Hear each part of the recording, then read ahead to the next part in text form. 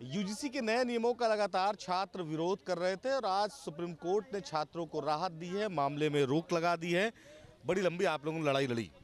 देखिए, लड़ाई सिर्फ व्यक्तिगत लड़ाई नहीं है, ये पूरे समाज की लड़ाई थी। जिस तरीके से यूजीसी का जो काला कानून था, हम लोग, आप बताइए, छात्रावास में जब नए नए आते हैं तो हमको बगल में ये नहीं पता होता कि अगला एससी आएगा कि एसटी आएगा कि ओबीसी आएगा। हम लोग छात्र के तौर पे, एक मित्रता के तौर पे, एक भाईचारे के तौर पे यहाँ रहते हैं। लेकिन कहीं ना कहीं ये कानून आने के बाद जिस तरीके से हमारे पुराने साथी जो हमारे साथ एक कभी संघर्ष में हुआ करते थे, वो भी हमसे दूरी कर लिए कि आप लोग इसके विरोध में, हम लोग समर्थन में, हम लोग एक नहीं हो सकते। तो कहीं ना कहीं ये डिवाइड एंड रूल की पॉलिसी है। आप अंग्रेजों के ज़माने में देखते थे कि वो पॉलिसी खेली जाती थी, आज भाजपा सरकार में वो पॉलिसी खेली जा रही है। और कहीं ना कहीं इसमें पार्लियामेंट्री कमेटी की एक सिफारिश भी थी, क्लॉज डी, जिसको दिग्विजय सिंह कल ट्वीट करके बताया भी है कि इसमें जो क्लॉज डी था, प्रिवेंशन और चेक्स के लिए प्रावधान था फाइन्स का, पनिशमेंट का, जो फेक एलिगेशन लगाता है और कन्विक्शन अगर उसमें नहीं पाया जाएगा तो उसके ऊपर भी कठोर कार्रवाई होगी। लेकिन यूजीसी ने इसको दरकिनार करके जो बाकी ABC जो क्लास थे उनको ही अडॉप्ट किया है। तो ये सवाल गंभीर है और ये सवाल यूजीसी से हम लोग कर रहे हैं कि आपने जो प्रिवेंशन चेक था वो क्यों हटाया। ये सरासर दिखाता है कि बाइसनेस को ये लोग जो है कि और कास्टिज्म को कर्व करने का नहीं, टारगेट करने का काम कर रहे हैं और छात्रों को बांटने का काम कर रहे हैं इस कैंपस में। ये लखनऊ विश्वविद्यालय के छात्रों का इतिहास है कि हम बटेंगे नहीं और ना हम कटेंगे, हम एकजुट होकर यूजीसी को मुंह तोड़ जवाब देंगे। यूजीसी के जो नए नियम आए, एक बात तो बहुत साफ हो गई कि अब कोर्ट ने भी मान लिया कि गंभीरता से उस पर विचार नहीं किया गया। शायद यही वजह है कि गलती हुई। जी, बहुत सारी गलतियाँ थी, उससे बिना विचार किए, बिना किसी सोच विचार के ये डायरेक्ट नियम थोप दिया गया हम छात्रों पे। और ये कहीं ना कहीं हम लोगों के लिए एक श्राप जैसा था। अगर ये इम्प्लीमेंट हो जाता तो सभी छात्र एक दूसरे के अगल बगल बैठने में, एक दूसरे के साथ चलने में सक जाते और होने भी लगा था। अभी आप देख भी रहे थे कि एससी का अलग जा रहा, ओबीसी का अलग, हम लोग सवर्णों से लोग दूरी बना रहे थे। साथ रहने वाले छात्रों में ही मतभेद पैदा हो गया था। एक ही जिले के रहने वाले, एक ही स्कूल में पढ़ने वाले, एक यूनिवर्सिटी में पढ़ने वाले छात्रों के। मैं यूनिवर्सिटी का क्या बताऊं, मेरी खुद की क्लास में जो मेरे क्लास के जिनको इसमें प्रोटेक्शन मिली थी इन नई गाइडलाइंस में, वो सबके सब सवर्ण छात्रों के खिलाफ हो गए थे एकदम। उनका कहना था कि बिल्कुल हमारे साथ जो भेदभाव हुआ उस पर होना चाहिए। लेकिन कई ऐसे छात्र थे जो इन नियम गाइडलाइंस का विरोध भी कर रहे थे। वो कह रहे थे कि इससे बंटवारा हो रहा है। जो सवर्ण छात्र थे वो कह रहे थे कि इससे बंटवारा बढ़ेगा। ये जो रिग्रेसिव गाइडलाइंस थी, इसके बारे में बता दूं कि ऐसी रिग्रेसिव गाइडलाइंस लाने से ये बाहरी स्तर पे भले दिख रहा हो कि इससे कम होगा, डिस्क्रिमिनेशन कम होगा, लेकिन इससे जो छात्रों के इनर थॉट में होता है उसमें डिस्क्रिमिनेशन बढ़ता ही है। ऐसे रिग्रेसिव गाइडलाइन से मतभेद पैदा होता है। एक साथ बैठ रहे हैं, एक कैंटीन में खाना खा रहे हैं, एक हॉस्टल के कमरे में रह रहे हैं, लेकिन इस यूजीसी के नए कानून से एक मतभेद पैदा होता हुआ दिखाई पड़ रहा था। कई जगह देखा कि कुछ लोग विरोध कर रहे हैं तो कुछ उसके पक्ष में खड़े हुए लोग थे। हाँ, उसमें क्या था कि कई ओबीसी एससी एसटी के हमारे मित्र जो थे वो इस चीज़ का विरोध भी कर रहे हैं, हमारे साथ आके वो प्रदर्शन भी कर रहे हैं और बता रहे हैं कि हम छात्र को बांटिए मत, हम छात्र एक साथ एक थाली में खाना खाने, एक कमरे में, जो हॉस्टल में देख रहे, कोई एससी है, कोई ओबीसी है, कोई जनरल है, एक साथ सब लोग भाईचारा के नाते से रह रहे हैं। तो ये चीज़ कहीं ना कहीं ख़त्म हो रहा था और बहुत खुशी का माहौल है। अभी देखिए जो सुप्रीम कोर्ट का जो आया हुआ है स्टे, इस पर लगा दिया गया, रोक लगा दिया गया है।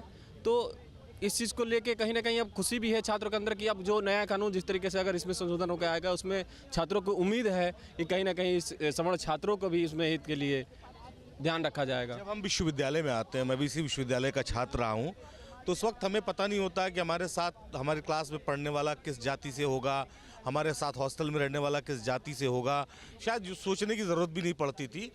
जातियां जो है विश्वविद्यालय से निकलने के बाद तय होती थी कौन किस जाति का है, कम से कम विश्वविद्यालय स्तर पर नहीं होता था। लेकिन वो एहसास दिलाया इस यूजीसी ने कि विश्वविद्यालय में भी अगर इस तरह की पॉलिसी चल रही है कि लोगों को जातियों में बांटा जाए।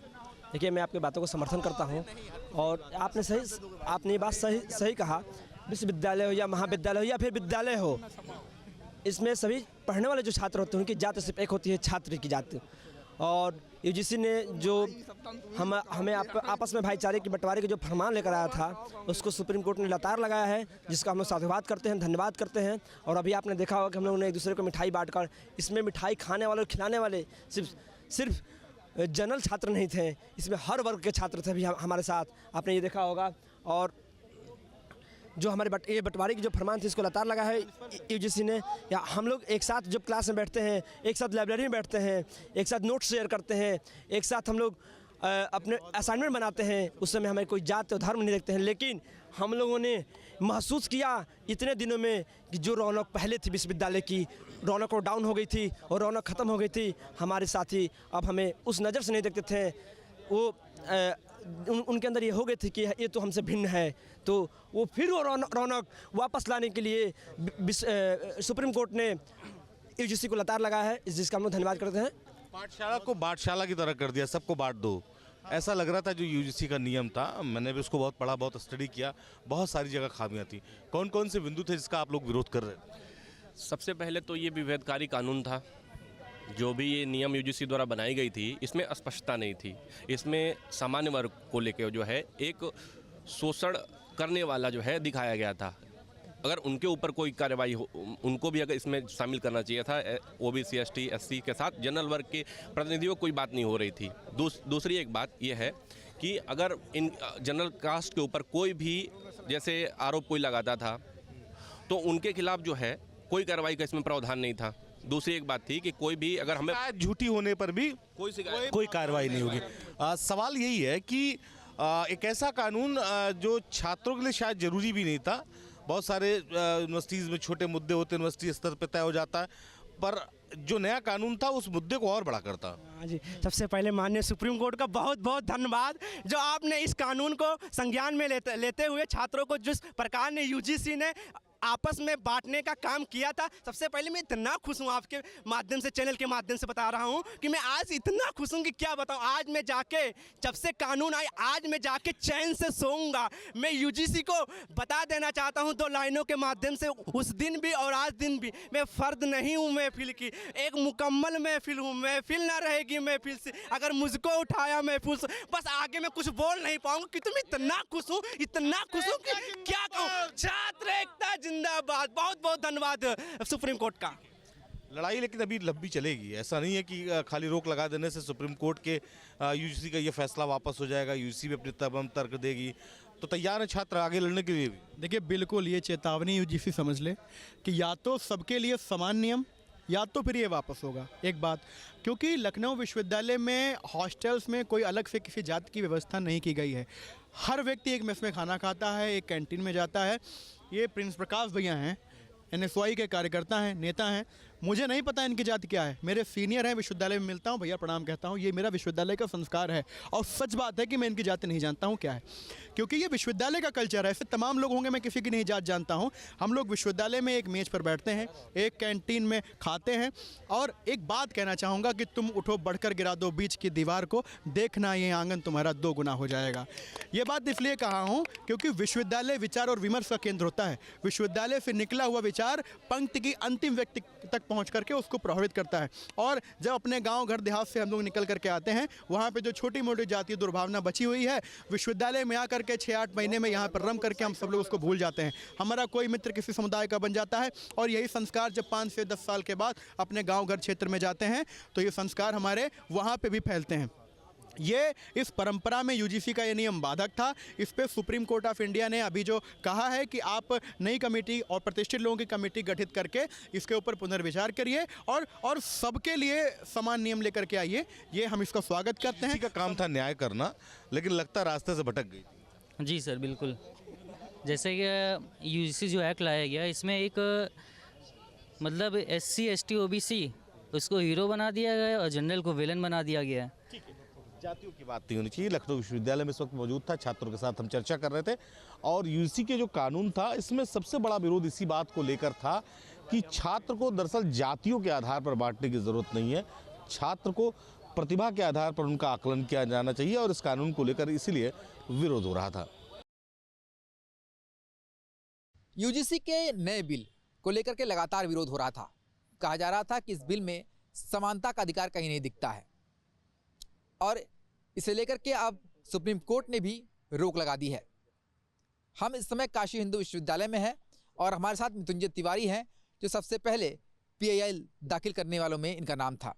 मृत्युंजय जी, जब ये बिल आया तो आपने PIL दाखिल किया और अब जो सुप्रीम कोर्ट ने जो अंतरिम रोक लगा दी है, इसे लेकर क्या कहेंगे आप? और उस समय क्या मनोस्थिति थी और आपने पीआईएल कब दाखिल किया था, और अब जो ये चीज़ें सुप्रीम कोर्ट ने कही है, इसे किस तरीके से देखते हैं? जी, ये हम लोगों की आंशिक जीत है, क्योंकि सुप्रीम कोर्ट में हमने जो अपील किया था अपने विद्वान अधिवक्ता के माध्यम से, तो हमारा प्राइमरी मोटिव था कि इस पे तत्काल स्टे लगा के और जो भी खामियां हैं इस पर पुनर्विचार करने की जरूरत है।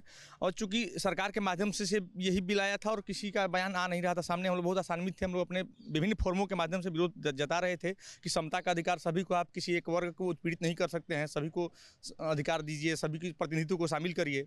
लेकिन अगर आपने ऐसा नहीं किया तो हम लोगों ने अपना संवैधानिक मूल्यों की रक्षा हेतु हमारे विद्वान अधिवक्ता नीरज सिंह के माध्यम से हमने पिटीशन फाइल करी और पिटीशन एक्सेप्ट हुई। मैं धन्यवाद देता हूं सीजेआई महोदय का, जिन्होंने लिस्टिंग करते हुए सबसे पहले हमारे याचिका पे सुनवाई किया। 101 नंबर केस है हमारा और आज उसकी हियरिंग थी और उसमें बहुत सकारात्मक पहल उठाते हुए यह निर्णय आया उनका कि इस पर तत्काल प्रभाव से रोक लगा दिया जाए। तब तक एक अंतरिम रोक लगी है और डेट लगी है, उसमें हमको लग रहा है कि मार्च में 19 मार्च की तारीख। जी, तब तक पुराना रेगुलेशन प्रभावी रहेगा और तब तक इस पर पुनर्विचार की जरूरत है। इसके लिए हम लोग थोड़े से आसान्वित हैं कि हाँ, माननीय न्यायालय ने तो हम लोगों की बात को सुनी कि समता का अधिकार, मूल अधिकार, समानता का अधिकार, ये सब हम लोगों के फेवर में होने चाहिए। इसमें भेदभाव की राजनीति अब नहीं कर सकते हैं, तो आंशिक जीत मिली है हम लोगों को, लेकिन विरोध जारी रहेगा। क्या लगता है आपको 19 मार्च तक जो सरकार को भी अपना जवाब उसमें दाखिल करना है? सुप्रीम कोर्ट ने ये भी कहा है कि विशेषज्ञों की टीम बनाए और इसको विस्तार रूप से देखे और अपना जवाब भी दाखिल करे। तो क्या आपको ये उम्मीद लगती है कि 19 मार्च से पहले जो जवाब दाखिल होगा, विशेषज्ञ जो अपनी बात कहेंगे, वो कहीं ना कहीं फिर से एक बार सबके हित में होगा? जी, ये पूरी तरह से जो पूरे देश में एक जो माहौल है, जो लोकतांत्रिक तरीके से और शांतिपूर्ण तरीके से समता समर्थन में, समानता के समर्थन में जो प्रोटेस्ट किए जा रहे हैं, उसमें विभिन्न वर्गों के प्रतिनिधि शामिल हैं और जिस तरह से हम लोग देख पा रहे हैं कि ये लोकतांत्रिक तरीके से एक लंबा जो प्रोटेस्ट चल रहा है, इस संदर्भ में बहुलतावादी जीवन दृष्टि को ध्यान में रखते हुए सकारात्मक निर्णय आना चाहिए और ये हम लोग की पूरी तरह से उम्मीद है कि आएगी, जिसका पहला प्रारूप हम देख सकते हैं कि स्टे लगा दिया गया है। मतलब कोई इस तरह का नरगल किसी के साथ दुर्व्यवहार और उत्पीड़न नहीं किया जाएगा, तब तक के लिए हम लोग सकारात्मक हो सकते हैं। विरोध जारी रहेगा, लेकिन विरोध हम लोग का तब तक जारी रहेगा जब तक कि पूरी तरह से फोरम में और फ्रेम में पब्लिक में रिटर्न नहीं आ जाए, तब तक हम लोग तांत्रिक तरीके से अपना विरोध जारी रखेंगे और न्यायालय में तो मामला विचाराधीन है, ये न्यायालय में हम लोग अपने विभिन्न माध्यमों से बात करते रहेंगे। इनके साथ कई और लोग भी हैं, रिसर्च स्कॉलर हैं, उनसे बात करते हैं। जिस तरीके से ये अब रोक लगी है, इसे किस तरीके से देखते हैं आप? हम लोग ये रोक जो लगी है, ये हम लोग देख रहे हैं कि जो भी छात्र हैं विश्वविद्यालय में पढ़ने वाले, ये किसी भी मतलब कास्ट के हों, उन लोगों को एक तरह से मतभेद की भावना हो चुकी थी और रोक लगने से फिर उन लोगों के मन में होगा कि फिर आने वाला समय जितने लोगों के अंदर मतभेद की भावना थी फिर सही हो सकती है, सही हो सकती है। क्या मानते हैं कि 19 मार्च से पहले जो है संशोधन जो विशेषज्ञ टीम द्वारा किया जाएगा, उसमें सभी का ध्यान रखा जाएगा? अगर जो संशोधन होगा उसमें सभी का ध्यान रखते हुए, क्योंकि उनको भी पता है कि विश्वविद्यालय पढ़ने के गुरुकुल माना जाता था पहले हम लोग के समय में, अब विश्वविद्यालय में थोड़ा से भी कहीं मतभेद की जो भावना हुई थी उसको देखते हुए जो भी विशेषज्ञ की टीम बैठेगी उस पर अपने विचारों को समझते हुए और सबके समानता का अधिकार बताते हुए उसको वापस लेने का भी कार्य कर सकती है। क्या लगता है आपको कि जिस तरीके से अब जो रोक लगी है, हालांकि 19 मार्च तक समय दिया गया है कि इसमें विशेषज्ञों की टीम जो है अपनी राय पेश करे, सरकार को भी जवाब देना है, क्या उम्मीदें बंधी है? सरकार के अंतिम निर्णय का हम लोग इंतजार करेंगे और अंतिम निर्णय जब तक नहीं आएंगे हम लोग की जो लड़ाई है वो सने सने जारी रहेगा और ये तब तक लड़ेंगे हम लोग जब तक कि अंतिम रूप से इसमें सरकार का अंतिम फैसला हम लोग के पक्ष में ना आ जाए। मतलब आप मान रहे हैं कि अभी तो अंतरिम रोक है, जब तक पूरी तरीके से चीज़ें पक्ष में नहीं हो जाती, समानता की बात की जा रही है, जब तक वो चीज़ें नहीं आ जाती तब तक आप लोगों का जो विरोध है जारी रहेगा और सरकार के हम अंतिम निर्णय का इंतजार करते रहेंगे। क्या लगता है आपको कि जिस तरीके से 19 मार्च की तारीख दी गई और ये पूरा जो स्थितियाँ जो हैं, अब फिलहाल तो ये स्पष्ट हो गया कि कुछ दिन तक ये राहत है, पर आने वाले समय में भी जो आने वाली पीढ़ी है वो इससे कहीं ना कहीं जिस तरीके से विरोध में कहा गया कि परेशान हो सकती है, तो जब तक पूरी तरीके से सब सटीक ना हो जाए तब तक आप लोगों का लोकतांत्रिक तरीके से विरोध जो है विश्वविद्यालय में भी जारी रहेगा। जी, विश्वविद्यालय ने क्रॉस इंडिया विरोध हम लोग का चल रहा है, केवल विश्वविद्यालय में ही सीमित नहीं है। अभी देखिए कि बनारस में 10 जगहों पे हो रहा है, कानपुर में हो रहा है, लखनऊ में हो रहा है, दिल्ली में हो रहा है, तो ये स्वतः स्फूर्त आंदोलन है। इसमें सबके हित की बात है, सबकी सहभागिता है, यहाँ पे किसी को बुलावा नहीं भेजा जा रहा है, सभी लोग अपनी सहभागिता दर्ज करा रहे हैं। विभिन्न फोरमों से सोशल मीडिया पे अलग चल रहा है इसके विरोध में और ज़मीन पर अलग चल रहा है, न्यायालय में हम लोगों ने अलग मूव किया ही था। तो एक समेकित आंदोलन है और समेकित आंदोलन की जीत होती है हमेशा से, और जीत होगी, हम लोग को भरोसा है। तो देखिए, इस समय हम काशी हिंदू विश्वविद्यालय में हैं, मृत्युंजय तिवारी हमारे साथ हैं, बाकी स्कॉलर हैं। सभी का ये कहना है कि फिलहाल ये फौरी राहत है, पर जब तक पूरी तरीके से राहत नहीं मिल जाती तब तक इनका विरोध जो है जारी रहेगा। पर वो इस बात से खुश जरूर है कि फिलहाल इस पूरे जो बिल को है वो सुप्रीम कोर्ट ने रोक दिया है, और इनको पूरी उम्मीद है कि समानता के अधिकार की जो बात होती है वो जमीन पर भी उतरेगी, तभी इनका विरोध जो है वो पूरी तरह से शांत होगा। यूजीसी के नए नियमों को लेकर के लोग विरोध प्रदर्शन कर रहे थे। इसी बीच सुप्रीम कोर्ट से राहत की खबर यह है कि इस नियम पर फिलहाल के लिए रोक लगा दी गई है। इस दौरान यूजीसी और केंद्र सरकार को सुप्रीम कोर्ट ने नोटिस भी जारी किया है और ये पूछा है कि आखिर इसकी जरूरत क्या है। कुछ लोग कानपुर में हमारे साथ उनसे बात करने की कोशिश करते हैं और जानते हैं कि आखिर वो क्या समस्या है जिस तरीके से सुप्रीम कोर्ट ने रोक लगाई, क्या राहत के रूप में इसको देख रहे हैं। ये बताइए कि आज इस तरीके से सुप्रीम कोर्ट में सुनवाई हुई और कोर्ट ने जो नए कानून थे उनमें फिलहाल रोक लगा दी है, कैसे देख रहे हैं इसे आप?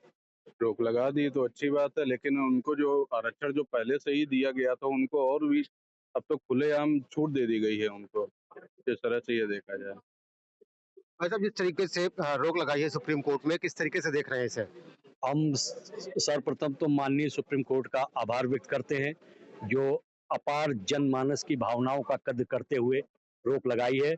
हमें उम्मीद ही नहीं, पूरा विश्वास है कि सुप्रीम कोर्ट इस मामले को संज्ञान में लेते हुए और यथास्थिति पहले की स्थिति लागू करेगा। हम बहुत बहुत आभारी हैं सुप्रीम कोर्ट।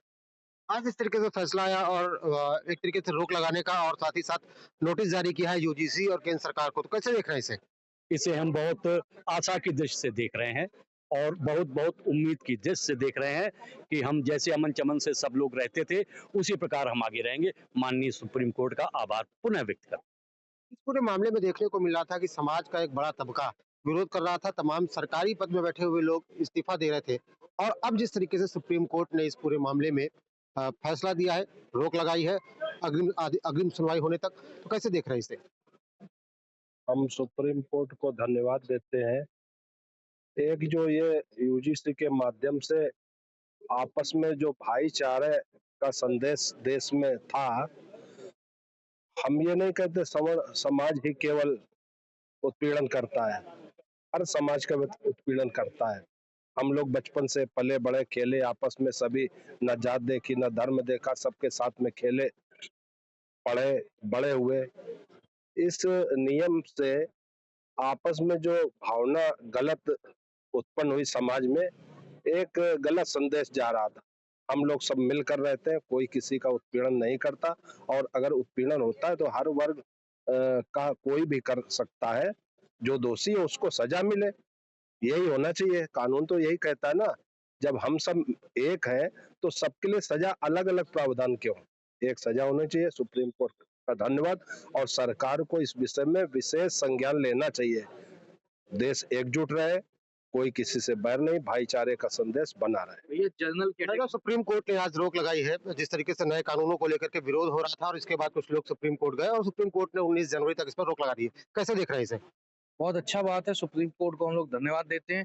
और दूसरी बात, भाजपा को ये चेतावनी भी देते हैं कि अब ये ज्यादा दिन तक सरकार में रह नहीं पाएंगे। इन्होंने अपने पैर में खुद कुल्हाड़ी मारी है, ये बिल लाने की कोई जरूरत नहीं थी। एक तरफ साधु संत कहते हैं हिंदू एक है, जातियां हटाओ, एक तरफ ये जातियों को डिवाइड करते हैं। केवल ये तरीके का एक षड्यंत्र है कि हम लोग आपस में लड़ें और कुल मिला के गद्दी इधर उधर होती रहे। अब ये एक आखिरी टाइम है, ये पीक पीरियड था भाजपा का, अब इसके से भाजपा का डाउनफॉल चालू हो जाएगा।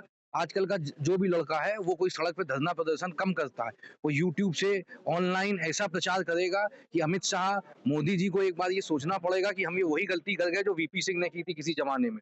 ये लोग दोबारा सत्ता में आने के लिए तरस जाएंगे। इस वजह से जो बच्चा जनरल आदमी है वो बेचारा पढ़ाई करने जा रहा है स्कूल कॉलेज में, तुमने वहां पे भी कास्टिज्म कर दिया, इसका क्या मतलब है? मतलब हम गद्दी में बैठे साथ में बैठ के तुम लोग कॉफी लेते हो, चाय लेते हो। दिग्विजय सिंह जो कांग्रेस के, तुम इतना कांग्रेस का विरोध करते हो, उसको यूजीसी का तुमने चेयरमैन बना दिया, किस आधार पे बना दिया? इसका मतलब बीजेपी के पास अच्छी कैटेगरी के नेता नहीं है जब तुम विपक्ष के आदमियों को उसमें चेयरमैन बना दो। उसने ऐसा क्यूरियस किया कि सब लोग उसमें आपस में लड़े और आपस में ये लोग बैठ के अपना इंग्लैंड लंदन में जाके जातिगत चीजें देखें। हाँ, वहाँ डेवलपमेंट हो रहा है, यहाँ डेवलपमेंट की बात होनी चाहिए, नौकरियों की बात होनी चाहिए। नौकरियां दे नहीं पा रहे मोदी जी, हम लोग जनरल कैटेगरी के लोगों ने तुमको पूरी ताकत से जिताया। ब्राह्मण, ठाकुर, वैश्य, क्षत्रिय, काई, सरदार सब तुम्हारा कोर वोटर रहा।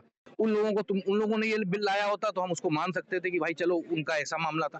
तुमको हमने जिताया। अभी तुम्हारा बंगाल में चुनाव है, वहां पे भी फॉरवर्ड कास्ट है। क्या तुम बंगाल में जीत जाओगे चुनाव? धज्जियां उड़ जाएंगी भाजपा की। और ये भाजपा का एक ये बहुत बड़ा डाउनफॉल है। इन्होंने बैल मुझे मार लिया है और ये सरासर गलत है।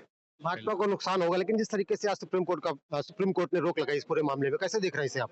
सुप्रीम कोर्ट का बहुत बहुत धन्यवाद, और उन्होंने इस पे मामले में संज्ञान लिया और हम लोगों की भावनाओं को समझा, और इसके लिए दोबारा जो है बहुत जो है शुभकामनाएं।